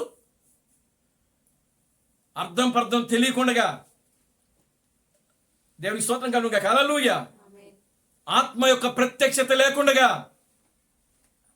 దేవుని ఆత్మ లేకుండా, దేవుని చేత అభిషేకించబడినటువంటి ఒక ప్రవక్త ఏ విధంగా సర్ప సంతానం భూమి మీదకి వచ్చిందో దానిని వివరిస్తే ఆ ప్రవక్త మీద ఏమని ముద్ర వేస్తున్నారు?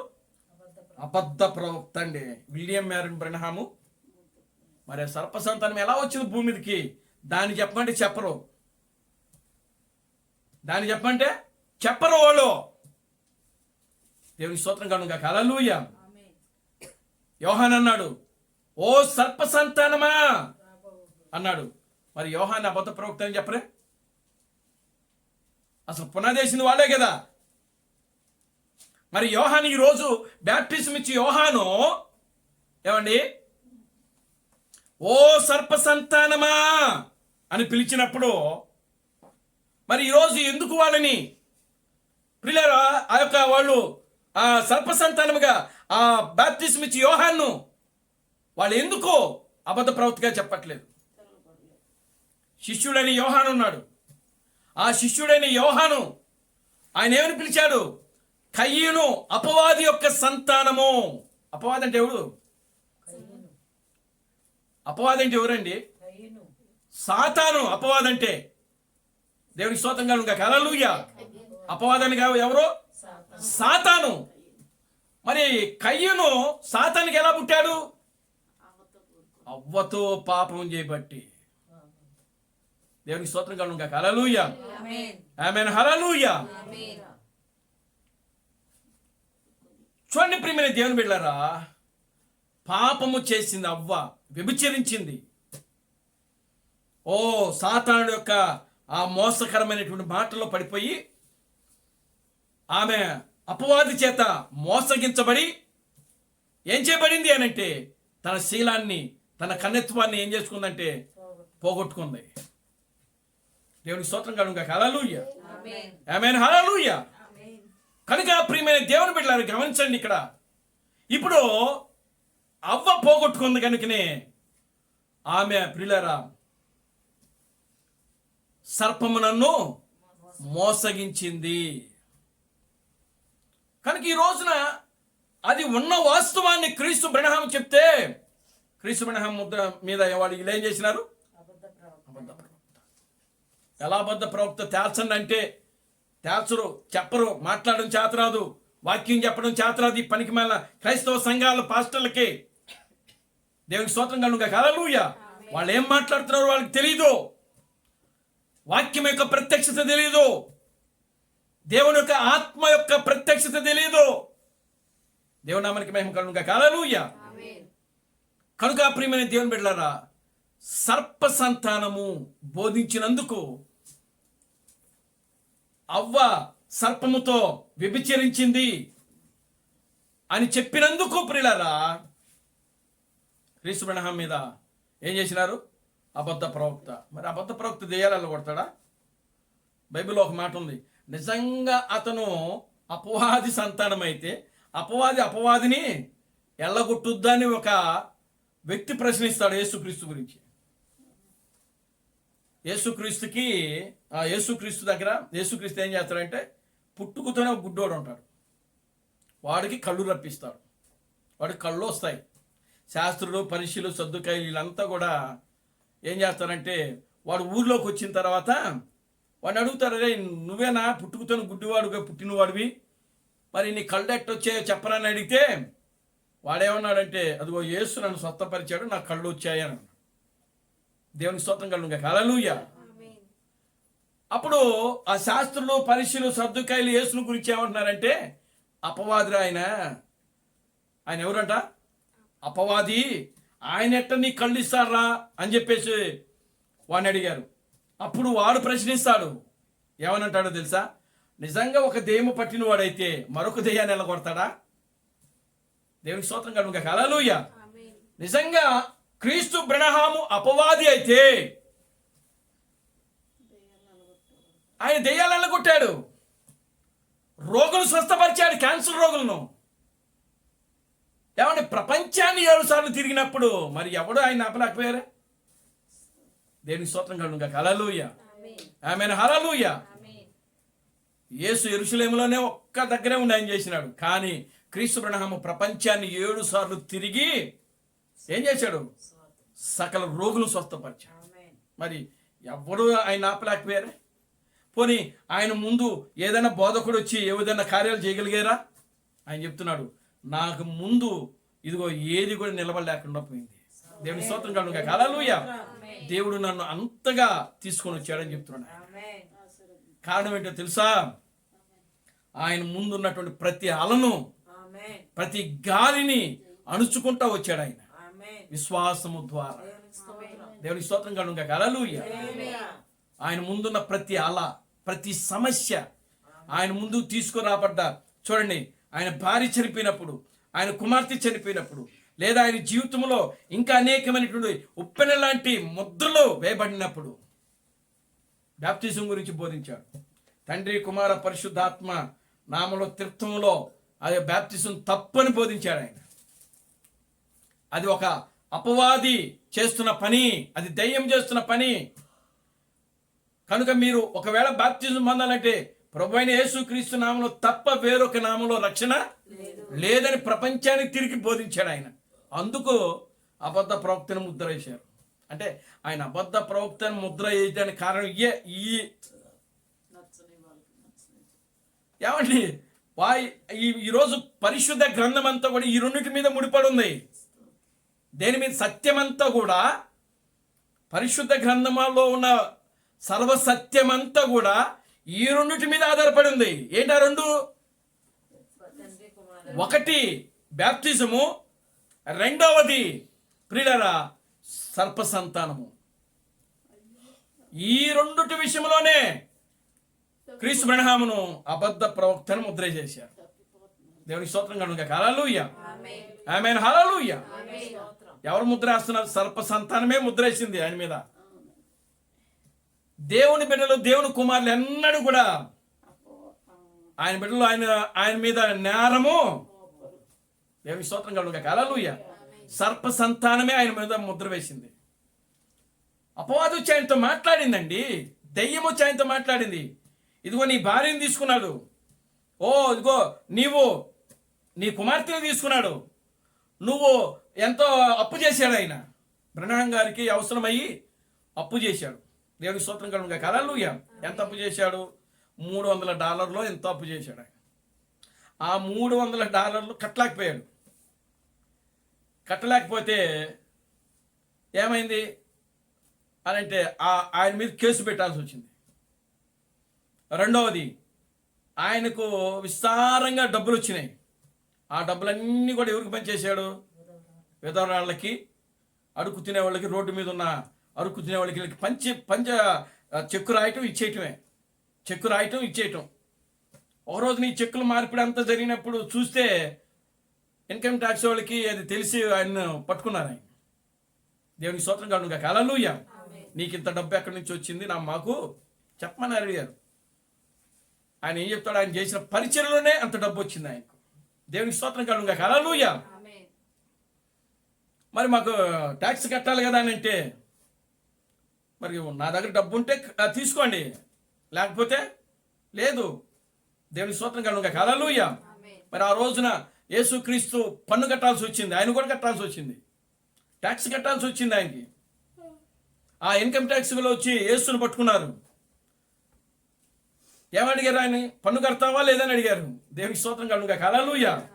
అప్పుడు ఆయన దగ్గర డబ్బులు లేవు. ఎవరి దగ్గర? యేసు దగ్గర డబ్బులు లేవు. అప్పుడు యేసు ఏమన్నాడు? పేతురుతో చెప్పాడు, పేతురు వలేస్తే ఒక చేప పడుతుంది, దాంట్లో ఒక ముత్యం ఉంటుంది, దాన్ని తీసుకొచ్చి ఎడకి పన్ను కట్టని చెప్పాడు ఆయన. దేవునికి స్తోత్రం కలుగును గాక. హల్లెలూయా.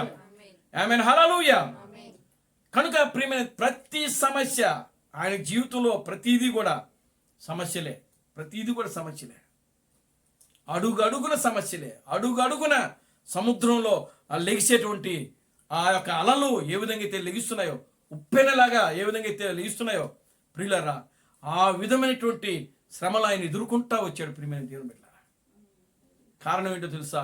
ఆయన ముందు ఒక వాగ్దానం ఉంది. ఆ వాగ్దానం ఏంటంటే, ఆయన ఈ ప్రపంచానికి ఒక దేవుడుగా, క్రీస్తుగా ఉన్నాడు, అభిషేకించబడ్డాడు. దానికోసం ఆయన ప్రియులారా ఆ శ్రమలు అవన్నీ కూడా ఆయన ఎదుర్కొంటా వస్తున్నాడు. దేవుని స్తోత్రం కలుగును గాక. హల్లెలూయా. ఆమేన్. హల్లెలూయా. ప్రియమైన దేవుని బిడ్డలారా, ఈరోజు నిజమైన వధువుగా ఉంటున్నాం మనం. మనకు ముందు క్రీస్తు తామస్తున్నాడు, మనకు ముందు క్రీస్తు తామస్తున్నాడు. ప్రియులారా, ఒక యేసు క్రీస్తే సముద్రం మీద నడవటం కాదు, లేదా ఒక ప్రభు అయిన క్రీస్తు బ్రహ్మే ఈ యొక్క నిజ జీవితంలో ఆయన ఎదుర్కొన్న సమస్యలు, ప్రియులారా అదే సమస్యలు మరలా క్రీస్తు థామస్ యొక్క జీవితంలో ఆయన ఎదుర్కోవాల్సి వచ్చింది. ప్రతి ఒక్కరూ ఒక నిజమైన విశ్వాసంలో ఉప్పెన లాంటి శ్రమలు రాబోతున్నాయి, వస్తాయి వస్తాయి. అది ఎలాగో వస్తుంది, మనం చెప్పలేం. దేవుని స్తోత్రం కలుగును గాక. హల్లెలూయా. ఆమేన్. హల్లెలూయా. క్రీస్తు థామసు ఆయన ఉన్నంత కాలం కూడా ఇల్లు లేకుండానే జీవించాడు, ఆయన అద్దెలు కట్టుకుంటాడు. ఆమేన్. హల్లెలూయా. అంతేకాదు ప్రియమైన దేవుని బిడ్డలారా, ఇప్పుడు చూడండి, జాషువా మనోహర్ ఉన్నాడు, ఆయన కూడా అంతే. ఆయన ఉన్నంత కాలము ఎలా ఉన్నాడు? ఆయన అద్దెంతోళ్ళనే ఉన్నాడు. దేవుని స్తోత్రం కలుగును గాక. హల్లెలూయా. ఆయన కూడా బలహీనతలతో, రోగాలతోనే ఉన్నాడు, ఆయన సమస్యలతోనే ఉన్నాడు. ఆమేన్. హల్లెలూయా. కనుక ఈ రోజున ప్రియులారా, మనం ముందు కూడా అలాంటివే తీసుకొని రాబడతా ఉన్నాయి. కానీ జయించాల. నీ ముందు ఉన్నటువంటి పరుగు పందెములో ఓపికతో మనం వాటి గురించి ఏం చేయాలి? ఓపికతో, సహనముతో ప్రియులారా ఆ పరుగు పందెంలో మనము పరిగెత్తాల. దేవుని నామానికి మహిమ కలుగును గాక. హల్లెలూయా. ఈనాడు ప్రియమైన దేవుని బిడ్డలారా గమనించండి, దేవుడు ఇచ్చినటువంటి వాగ్దానం, ఈరోజు సియోను కుమారికి ఇచ్చిన దేవుడు ఇచ్చినటువంటి వాగ్దానము ఏమిటి అని అంటే, నీవే ఆ యొక్క రాజు ముందు ఒక రాణిగా నువ్వు కూర్చొని పోతా ఉన్నావు. ఆమేన్. హల్లెలూయా. నీవే రాణివి. ఆనాడు ఆ యొక్క అహష్వారాజు, ఆ రాజు ముందు ఎస్తేరు ఏ విధంగా అయితే కూర్చుందో సింహాసనం మీద. దేవునికి స్తోత్రం కలుగును గాక. హల్లెలూయా. చూడండి, ఎస్తేరుకు దుష్టుడు ఎవరో, అపవాది ఎవరో అన్నీ తెలుసు. అన్నీ తీసుకుని వచ్చి ఆ యొక్క రాజు యొక్క రాజ్యములో ఏం జరుగుతుందో, ఎవడు కుట్ర చేస్తున్నాడో, ఎవడు కుతంత్రాలు చేస్తున్నాడో, ఎవడు ఎవరిని ఉసుకొలుపుతున్నాడో, ఇదంతా కూడా ఎవరికి చెప్పింది? రాజుకు చెప్పేసింది. దేవునికి స్తోత్రం కలుగును గాక. హల్లెలూయా. ఇప్పుడు రాజు ఏం చేసినాడు అని అంటే, ఇదిగో ముందు ఆ యొక్క మొద్దుకాయ కంటే ముందు వీడిని ఉరి తీసేయమన్నాడు, అంతే. దేవునికి స్తోత్రం కలుగును గాక. హల్లెలూయా. కనుక ప్రియమైన దేవుని బిడ్డలారా, ఈరోజు అపవాది, అందుకే పౌలు అంటాడు, అపవాది యొక్క తంత్రములను మీరు ఎరగని వారు కారు. నిజంగా పెండ్లి కుమార్తెకు అపవాది తంత్రములో తెలియకుండా ఏం లేవు, తెలుసు. ఎందుకు? అపవాది ఎలా పుట్టిందో తెలుసు. అపవాది వాడు ఎలా తంత్రాలు చేస్తాడో, ఎన్ని యుక్తులు పన్నుతాడో మనల్ని పాడు చేయడానికి. కానీ నిజమైన సియోను కుమార్తెను ఎవ్వరూ నాశనం చేయలేరు. ఆమేన్. దేవుని స్తోత్రం కలుగుగా. హల్లెలూయా, ఆమేన్, హల్లెలూయా. సియోను కుమారుని దేవుడు నాశనం చేయడానికి భూమి మీదకి తీసుకురాలేదు ఆయన. ఆమేన్. ఆమేన్, హల్లెలూయా. సియోను కుమారిని ఇదిగో ఈమె నా రాణి అని ప్రపంచానికి ఒక రోజున ఆయన చూపించబోతున్నాడు. ఆమేన్. ఎలాగనంటే ఆమె యొక్క గుణ లక్షణాల ద్వారా. ఆమేన్. ఆమేన్, హల్లెలూయా. ప్రియులారా, నీవు జయించాలి, నువ్వు కనబడాలంటే జయించాలా. ఆమేన్. ఆమేన్, హల్లెలూయా. నీవు కనబడాలి.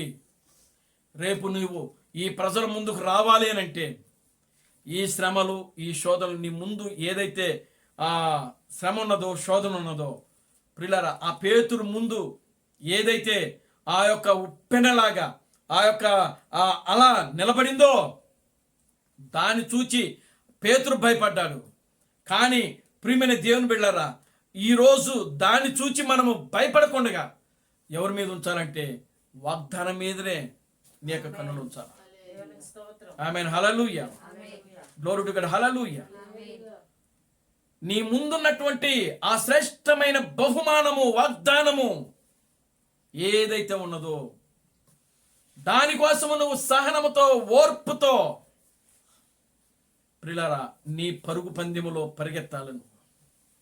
దానికోసం దేవునికి స్తోత్రం కలుగుగా. హల్లెలూయా, గ్లోరీ టు గాడ్, హల్లెలూయా. ఏమిటి నీ కోసం ఉన్నది అని అంటే వాక్యములో రాయబడింది. చూడండి, ప్రకటన గ్రంథము 3వ అధ్యాయము. ప్రకటన గ్రంథము 3వ అధ్యాయము 22వ వచనం, 21, 22. నేను జయించి నా తండ్రితో కూడా ఆయన సింహాసనమునందు కూర్చున్న ప్రకారము జయించువానిని నాతో కూడా నా సింహాసనమునందు కూర్చుండనిచ్చేదను. చాలండి. దేవునికి స్తోత్రం కలుగుగా. హల్లెలూయా, ఆమేన్. ఆమేన్, హల్లెలూయా. దేవునికి స్తోత్రం. కనుక జయించువానిని నాతో కూడా నా సింహాసనం మీద కూర్చుండనిచ్చు. ఇది పెళ్లి కుమార్తె యొక్క వాగ్దానం. ఆమేన్. హల్లెలూయా. ఆమేన్, హల్లెలూయా. నిజమైన వాగ్దానం అది. నువ్వు జయించాలా. ఆమేన్, హల్లెలూయా.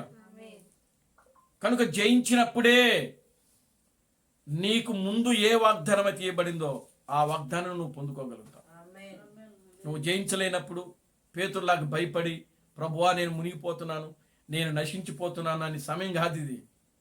ఎందుకంటే వాక్యం యొక్క పరిపూర్ణతలోనికి నువ్వు వచ్చావు. ఆమేన్. వాక్యం అంతా కూడా నీకు బయలుపరచబడింది. ఆమేన్. ఎక్కడా కూడా అపవాది వాడి యొక్క తంత్రములను మనము ఎరగని వారము కాము. కనుక ప్రియమైన దేవుని బిడ్డలారా, ఆ విధంగా ప్రియులారా మనం దేవుని యొక్క వాక్యాన్ని ధ్యానిస్తూ ప్రతి యొక్క సమస్యను వాక్యము ద్వారానే మనం జయిస్తూ ముందుకు వెళ్ళాలి. యేసు అంటున్నాడు కదా, ఇలాగూ రాయబడి ఉన్నది కదా, మనుషుడు రొట్టె వలన మాత్రమే జీవించడు.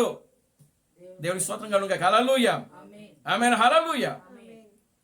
కనుక ఆ విధంగా ఇలాగ రాయబడి ఉన్నది, ఈ విధంగా రాయబడి ఉన్నది, ఈ విధంగా రాయబడి ఉన్నది అని మనము మన ముందున్నటువంటి రోగం ఏదైతే ఉన్నదో ఆ రోగంతో వాక్యాన్ని ఎత్తి చూపించినప్పుడు నీ ముందున్నటువంటి ఆ రోగం అనే సమస్య ఆ యొక్క అలా పక్కకెళ్ళిపోద్ది.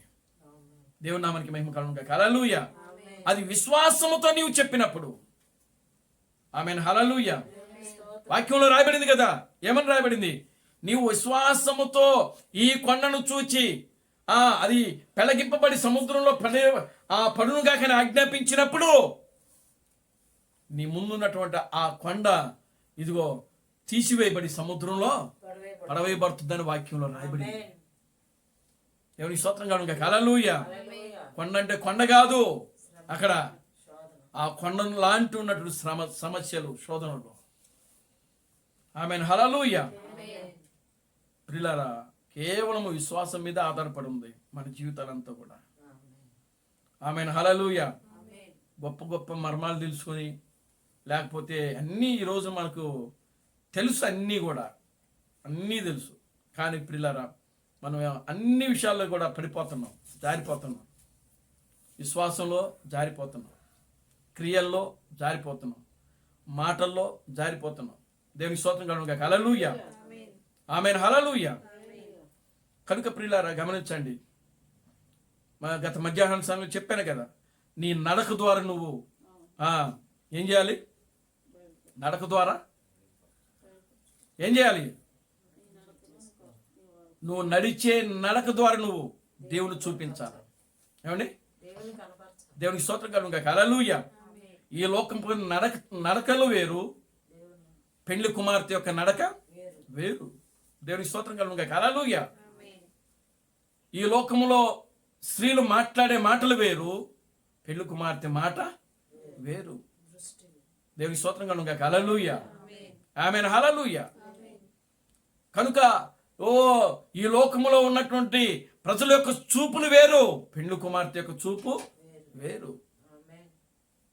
దేవునికి స్తోత్రం కలుగును గాక. హల్లెలూయా. దేవుడు ఆయన దేవుడుగా ఒక ఆత్మగా ఉండి ఆయన ఏదైతే సాధించలేకపోయాడో ఒక మానవుడిగా వచ్చి అవన్నీ సాధించాడు ఆయన. దేవునికి స్తోత్రం కలుగును గాక. హల్లెలూయా. దేవుడు ఆత్మ. అసలు దేవుడు ఒక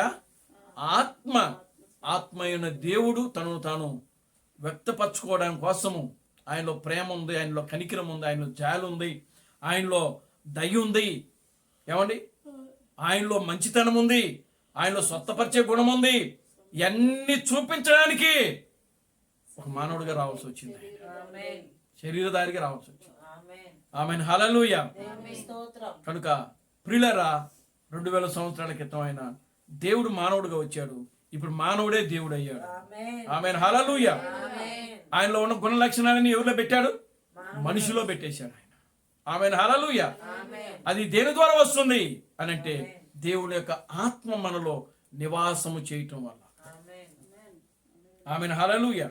ఆయన యొక్క వాక్యము మనలో నివాసం చేయటం వల్ల, ఆయన వాక్యము ద్వారానే మనము ప్రియులారా ఆయనకు గుణ లక్షణములను మనం చూపించగలుగుతాము. ఆమేన్, హల్లెలూయా. ఆయన అంటాడు, నాకు వేరై ఉండి మీరు ఏమి కూడా చేయలేరు. వాక్యమునకు వేరై ఉండి మనం ఏమి కూడా చేయలేము. మనము ఏదైనా చెయ్యాలంటే వాక్యము మనలో ఉండి ఆ వాక్యము ద్వారా మనం క్రియ చేయాలి అక్కడ. దేవునికి స్తోత్రం కలుగును గాక. హల్లెలూయా.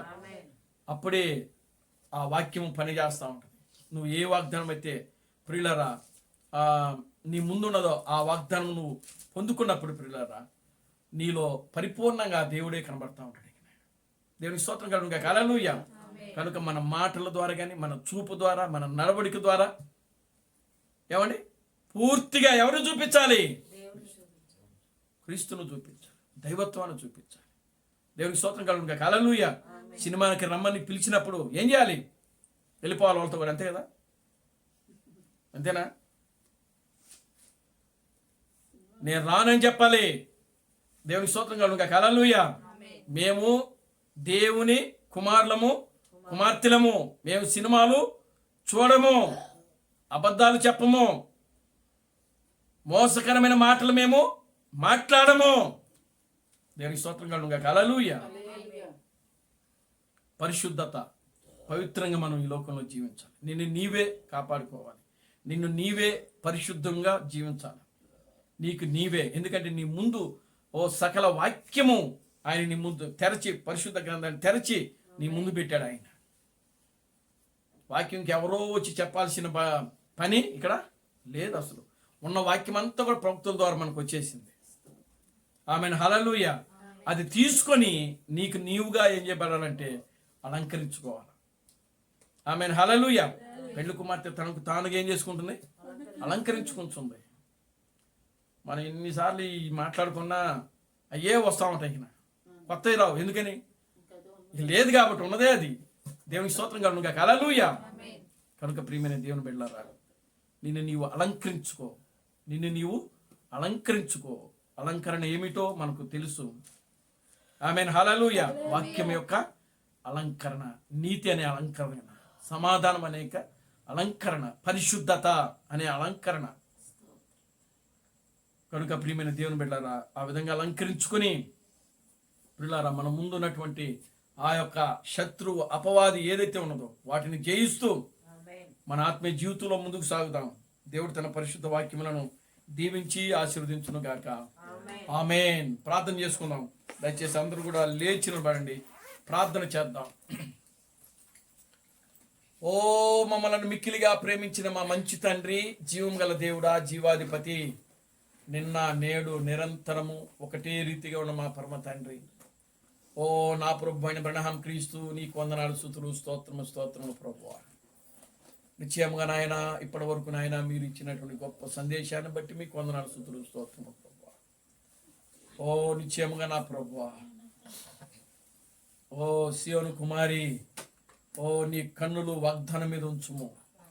నిజంగా నాయన, ఈ యొక్క చివరి గడిలో ఉన్నటువంటి వాగ్దానము, పెళ్లి కుమార్తెకి మీరు ఏ వాగ్దానం అయితే ఇచ్చారో ప్రభువా, ఆ వాగ్దానం మీదనే మా దృష్టి ఉంచి ప్రభువా, మా కనులుంచి ప్రభువా, అదిగో నా తండ్రి, నిశ్చయముగా నా ప్రభువా, మా ముందున్నటువంటి ప్రతి శ్రమలు, ప్రతి శోధనలు ఏవైతే ఉన్నవో వాటన్నిటిని కూడా నాయన ఓపికతో, సహనముతో నాయన జయిస్తూ నాయన మా ఆత్మీయ జీవితంలో ముందుకు సాగే కృపను మీరు మాకు అనుగ్రహించండి.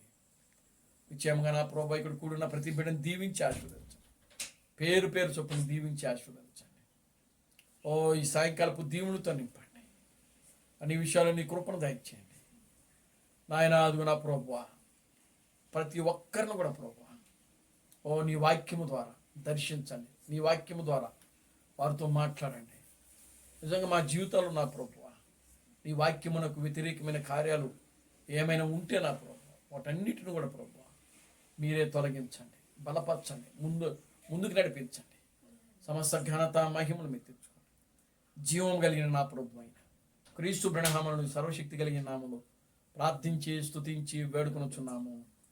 ఆమేన్. అందరూ కూడా రెండు చేతులు పైకెత్తి chorus పాడుతున్నాం. Christ Branham never fails. Christ Branham never fails. Christ Branham never fails in thee. Hallelujah. Hallelujah. Christ Branham never fails in thee. Is coming very soon. Is coming very soon. Is coming very soon in thee. Hallelujah, hallelujah, is coming very soon in thee. నా ప్రాణమా ప్రభువును స్తుతించు, నా ఆత్మ సమస్తమైన పరిశుద్ధ నామమును స్తుతించు. నా ప్రాణమా ప్రభువును స్తుతించు. ప్రభు అయిన క్రీస్తు బ్రహ్మం చేసిన ఉపకారములలో దేనిని మరొకము. ఆమేన్. రాజులకు రాజుగా, ప్రభువులకు ప్రభువుగా, పెండ్లి కుమారుడుగా తెర మీద ప్రత్యక్షము కానున్న ప్రభు అయిన క్రీస్తు బ్రహ్మ యొక్క కృపా సమాధానము ఇక్కడ కూడిన ప్రతి బిడ్డకును ఈ ప్రపంచంలో 7వ దూత థామస్ గారిని క్రీస్తుగా అంగీకరించి, క్రీస్తు బ్రహ్మే దేవుడు, క్రీస్తు బ్రహ్మే రాజులకు రాజు, క్రీస్తు బ్రహ్మే ప్రభువులకు ప్రభు అని నమ్మి విశ్వసించి ఆరాధిస్తున్న ప్రతి బిడ్డకును ఇప్పుడును సదాకాలము తోడని నడిపించును గాక. ఆమేన్, ఆమేన్, ఆమేన్. అందరికీ వందనాలు. ప్రభు మిమ్మల్ని దీవించి ఆశీర్వదించును గాక. ఆమేన్.